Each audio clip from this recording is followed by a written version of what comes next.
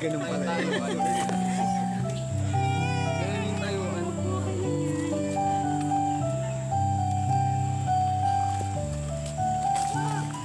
Uy, hindi ka dito.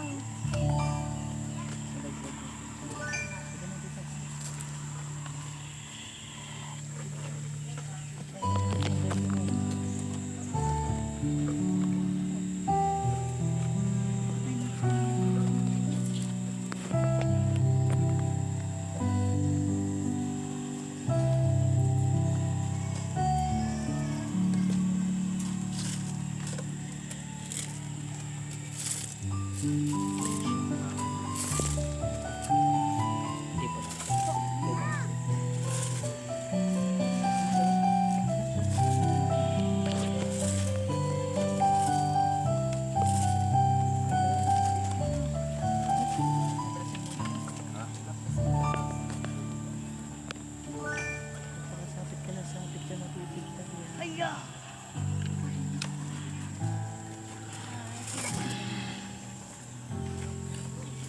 Video mo dyan. Ay, sino mo?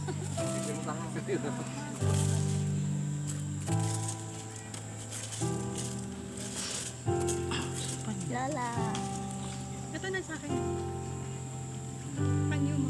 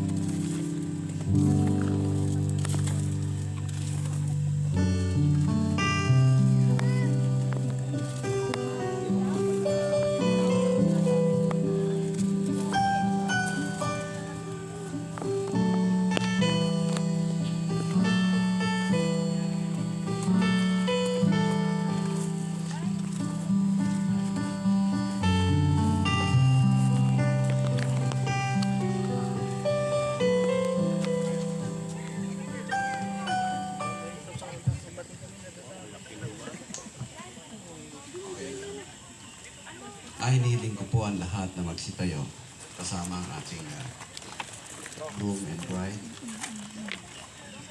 Ito ay dakilang araw para kay at gawing sakdal ang kanilang pagsasama. Jerome, ito ba'y kusang loob mo na ginagawa? Ito ba'y talagang sa puso mo? Nasa seremonyang ito mula ngayon hanggang wakas, si Jennifer ay makakasama mo panghabang buhay. Opo. Ikaw naman, Jennifer, ito ba'y kusang loob mong ginagawa sa kabuturan ng puso mo na nais mong tanggapin si Jerome na makakasama mo panghabang buhay at hindi lamang makakasama panghabang buhay, magpapasakop ka sa kanyang buhay. Yes po. Sige, kung gano'n, maupo na kayo. Hiniling ko po yung kandila, abay ng kandila. Ang kasal po ay hindi gawa ng tao. Hindi ito tradisyon, hindi kultura. Ito ang unang institusyon na ginawa ng Diyos. At siya ang unang nagkasal. Sige. Dahil ang kalooban niya na ang dalawang kaluluwa, pakisinggan niyo, na nagsisimbolo ng kanilang buhay, sila ay liwanag. Ang sabi ng Panginoon, kapag sila'y pinagsama, hindi na kayo dalawa, kundi iisa. Bigyan niyo kay Jerome, bilang simbolo ng kanyang buhay, ganun din naman si Jennifer. At sindihan niya itong nag-iisang kandila na to. Ngayon naman, sabi ng Panginoon, kaya tinatanong kita, Jennifer, handa ka bang magpasakop sa buhay ni Jerome? Kasi ang totoo, yan ang kalooban ng Diyos. Una niyang nilalang ang lalaki at naisip niya lamang na gawin ng babae upang katuwang. At yan ang order ng kalooban ng Diyos sa atin, na ang babae ay dapat magpasakop sa lalaki.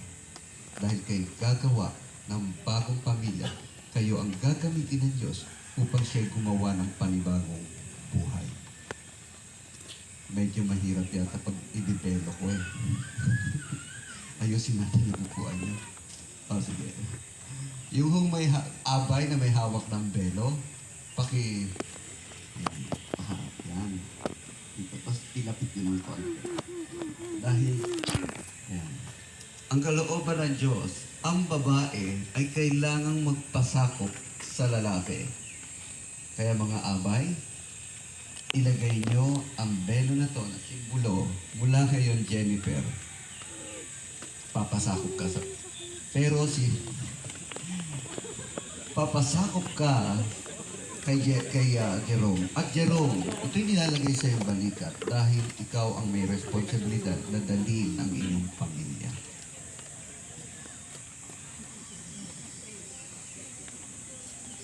At kung sino man ang pag-isahin ng Panginoon, ang kalooban niya ay hindi na dapat paghiwalayin. Dahil yan ang gusto niya. Hiniling ko po yung abay ng mga court. Kahit saan kayo mapunta, mapa-abroad kayo, magtrabaho kayo, pero kayo pa rin ay sa isa't isa at iisa. At kailanman, sabi ng Panginoon, ang kalooban ng Diyos, ang pinagsama ng Panginoon ay kailanman ay hindi dapat paghiwalay. Yan ang bagong relasyon at nagkaloob sa inyo ng Panginoon. Ang Diyos ay hindi lamang Diyos na manlilikha ng lahat ng kailangan natin. Ang Diyos ay hindi lamang